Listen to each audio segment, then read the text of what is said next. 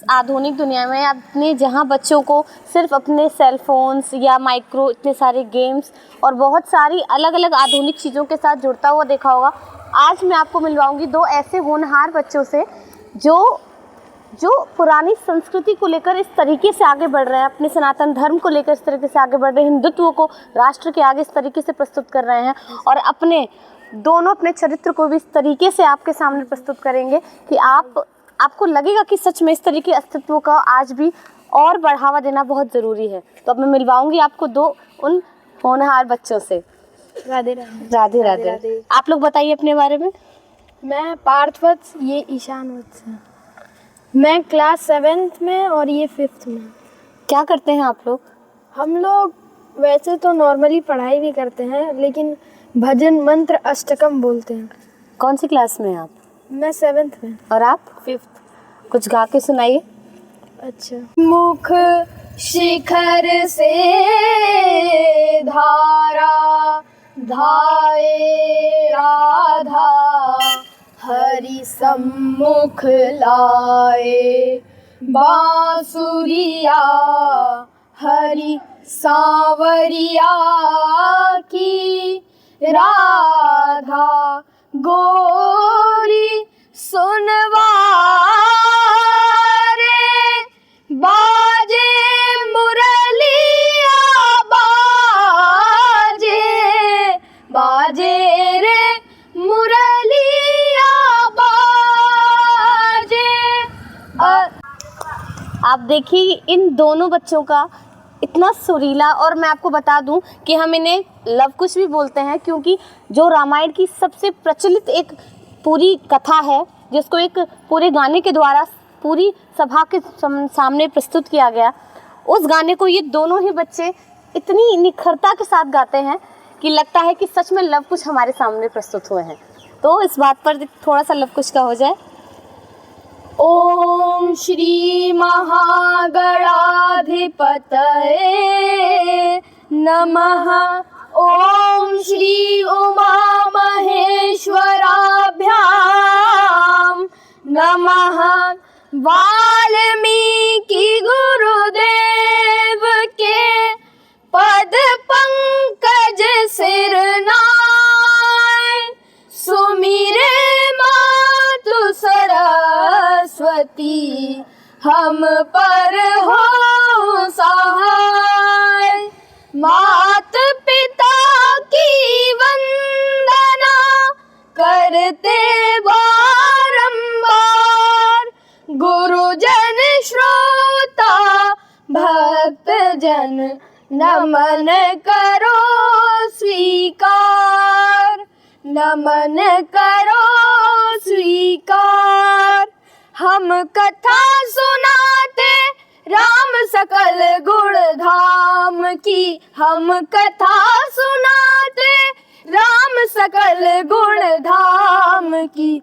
ये रामायण है पुण्य कथा श्री राम की, ये रामायण है पुण्य कथा श्री राम की।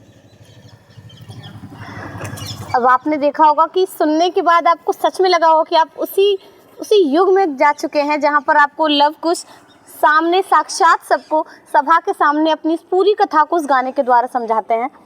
और मैं आपको बताना चाहूँगी कि इन लोगों का गाना इतना प्रचलित हुआ है, इन लोगों का खुद का भी एक यूट्यूब चैनल है और जिस पर आप लोगों द्वारा ही इतना प्यार मिला है कि अब इनको सिल्वर बटन भी मिल चुका है यूट्यूब द्वारा। तो आप लोग अपने चैनल के बारे में अगर कुछ बताओ तो प्लीज़ बताओ ऑडियंस को। हम लोगों का चैनल है वत्स बंधु नाम है, उस पे 1,25,000 सब्सक्राइबर हैं आप लोगों के आशीर्वाद से, और कई गाने मिलियन में हैं। राधे तेरे चरणों की 50 मिलियन, ऐसे कई सारे गाने हैं। और अभी रिसेंटली हम लोगों का एक गाना हाँ हम हैं यूपी वाले रिलीज़ हुआ है, उस पे भी बहुत ही अच्छा रिस्पॉन्स आ रहा है आप लोगों के आशीर्वाद से। तो अगर आप लोगों को ये गाना सुनना है, हाँ हम ये यूपी वाले, तो आप लोग प्लीज़ इनके चैनल पर जाकर सुन सकते हैं। आपके लिए सिंगल मैं छोटी सी लाइन इन लोगों से रिक्वेस्ट करूँगी कि वो प्लीज़ बोलें, क्योंकि कब से बच्चे गा रहे हैं। तो आप लोग प्लीज़ एक छोटी सी लाइन अगर सॉन्ग की कर पाए तो। श्री राम को जन्माने वाले, कृष्ण को खिलाने वाले, हाँ हम हैं यूपी वाले, संस्कारी भोले भाले। हाँ हम हैं यूपी वाले, संस्कारी भोले भाले। रावण और कंस जैसे, रावण और कंस जैसे, पापी को मिटाने वाले, हाँ हम हैं यूपी वाले। तो आप लोगों ने देखा, ये इन लोगों का, ये जो इनका जितना भी आप इनके अंदर होनहार और इतनी इनकी टैलेंटेड आप चीज़ें देख रहे हैं, ये सब इनको इनके पिता द्वारा ही मिली हैं, क्योंकि सबके गुरु सर्वश्रेष्ठ सबसे पहले माता पिता ही होते हैं।